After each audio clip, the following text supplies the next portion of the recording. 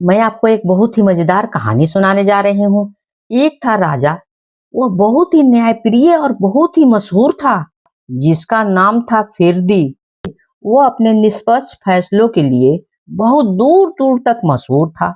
आज तक किसी का साहस नहीं हो पाया कि कोई उसके फैसले को चुनौती दे सके। ऐसा क्यों था? ऐसा इसलिए था कि राजा यह हुक्म का था कि जो कोई आदमी उसके फैसले के खिलाफ बोले, उसको जिंदा ही धीमी आंच में भूंज दिया जाता था। अब सोचो जरा कि इस हुक्म के साथ उसके न्याय को चुनौती देने की हिम्मत किसमें होगी? किसी में नहीं। एक रात की बात है कि एक चोर ने उस राजा के शहर में एक धनी व्यापारी के घर में दीवार तोड़कर घुसने की कोशिश की। जैसे ही दीवार में छेद इतना बड़ा हुआ कि वो अंदर जाकर घुस सकता था, एक ईंट ऊपर से उसके सिर पर पड़ी, जिससे उसको चोट लग गई। चोट ज्यादा थी, इसलिए वह चोर अपना फूटा सिर लेकर अपने घर चला आया। उस रात को वह कुछ नहीं कर सका। उसको अपने ऊपर बहुत गुस्सा आ रहा था, क्योंकि उस दिन उसकी रात बेकार गई और वह कुछ नहीं कर सका। अगले दिन वह राजा फिरदी के महल में पहुंचा और राजा से बोला, हुजूर, कल रात मैं एक व्यापारी के घर में घुसने के लिए दीवार तोड़ रहा था ताकि उसकी कोई छोटी मोटी चीज चुरा सकूं। दीवार से एक ईंट गिरी और उसने मेरा सिर फोड़ दिया।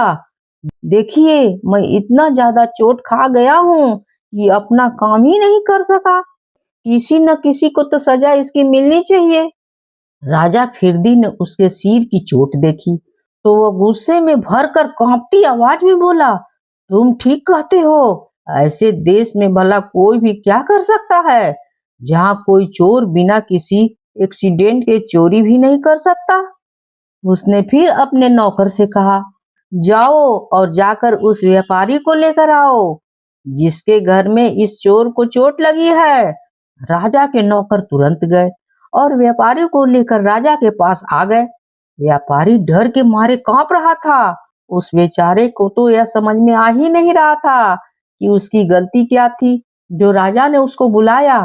असल में तो हर आदमी राजा फिरदी के दरबार में आपा ही करता था, पर यह व्यापारी कुछ जरा ज्यादा ही कांप रहा था, क्योंकि यह बेचारा बेकसूर था।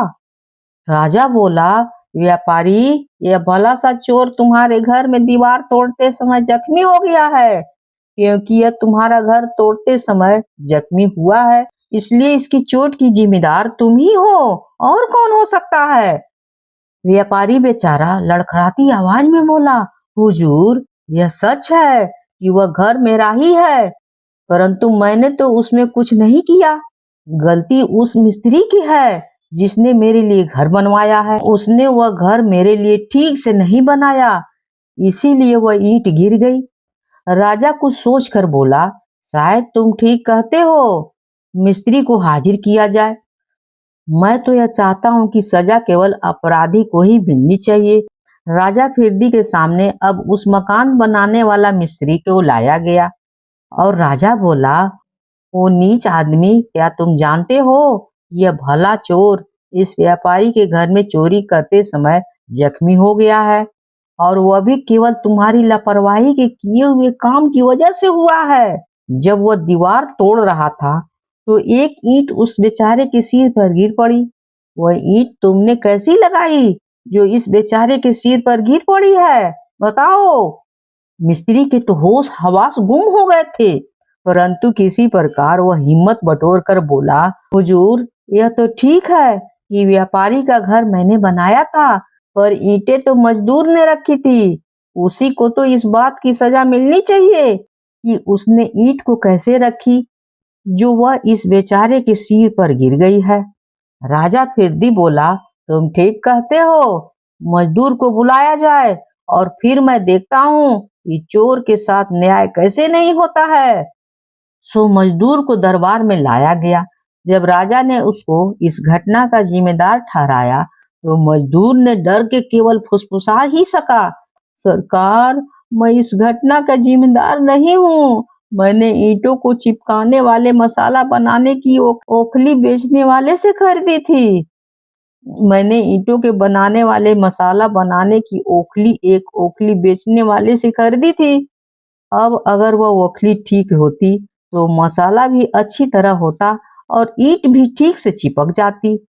इस ईंट को गिरने से तो वो ओखली वाला ही जिम्मेदार है। सो ओखली वाले को राजा के दरबार में पेश किया जाए। राजा बोला, सुनो नीच ओखली वाले, तुमने ऐसी खराब ओखली क्यों बनाई जिसमें ईंट चिपकाने वाला मसाला ही नहीं ठीक से बन पाया? बताओ। उस ओखली में बनाए गए मसाला से मिस्त्री ईंट को ठीक से चिपका नहीं सका और इसीलिए कुछ छोटी मोटी चीज चुराते समय यह भला चोर इन ईंटों में से एक ईंट गिर जाने की वजह से घायल हो गया है। तुमको इस जुर्म की कड़ी सजा मिलेगी, समझे? ओखली बनाने वाला का शरीर तो बहुत ही बड़ा था और वह ताकतवर भी था, पर उसमें अकल कम थी। वह बेचारा अपने बचाव में कुछ भी नहीं कर सका। उधर राजा फिरदी को भी पक्का हो गया, उसने असली अपराधी का पता लगा लिया है। सो उसने अपने आदमियों को तुरंत ही हुक्म दिया कि इस ओखली बनाने वाले को जल्दी से जल्दी फांसी पर चढ़ा दिया जाए। राजा के आदेश के अनुसार मिस्त्रियों ने अपराधी को फांसी पर चढ़ाने के लिए खांचा को जल्दी से जल्दी बना दिया। राजा के आदमी जब उसको फांसी लगाने के लिए ले गए तो उन्होंने देखा कि फांसी का फंदा गले में डालने के बाद भी उस ओखली वाले के पैर तो जमीन में ही छू रहे थे। उन्होंने यह समस्या जब राजा को बताई तो राजा यह सुनकर आग बबूला हो उठा और बोला, इस भले चोर को छोड़ने में मुझे अभी कितनी देर और लगेगी? बताओ। फांसी का खांचा तो तैयार है, तो किसी को तो इस जुर्म की सजा मिलनी ही चाहिए। जाओ और कोई भी ऐसा आदमी ढूंढ कर लाओ जो इस खांचे पर फिट बैठ सके और उसको फांसी पर चढ़ा दो। अब राजा के आदमी किसी ऐसे आदमी की तलाश में चल दिए जो उस फांसी के खांचे में फिट हो सके। पहला आदमी जो उनको दिखाई दिया वह था एक छोटा सा प्याज उगाने वाला किसान। वह अभी अभी गांव से अपनी प्याज की फसल निकालकर बेचने के लिए शहर जा रहा था।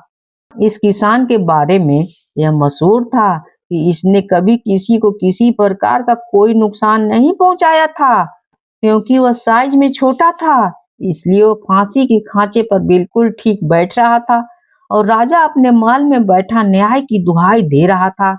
जब यह किसान राजा फिरदी के सामने लाया गया तो राजा चिल्लाया, मुझे कुछ भी बताने की जरूरत नहीं है। अगर ये आदमी उस खांचे पर फिट बैठता है तो बस यही आदमी ठीक है। वह भला चोर पहले ही काफी देर तक न्याय के लिए इंतजार कर चुका है। अब तुम इसको जल्दी से जल्दी ले जाओ और फांसी पर चढ़ा दो। और वह बेचारा बेकसूर किसान अपराधी चोर को न्याय के सिलसिले में फांसी चढ़ा दिया गया। ऐसा था राजा फिरदी का न्याय। पागल राजा था, वह बिल्कुल पागल राजा था। अगर कहानी अच्छी लगी हो तो लाइक शेयर एंड सब्सक्राइब जरूर कीजिएगा। भूल जाते हैं आप लोग। कहानी होती है समाप्त।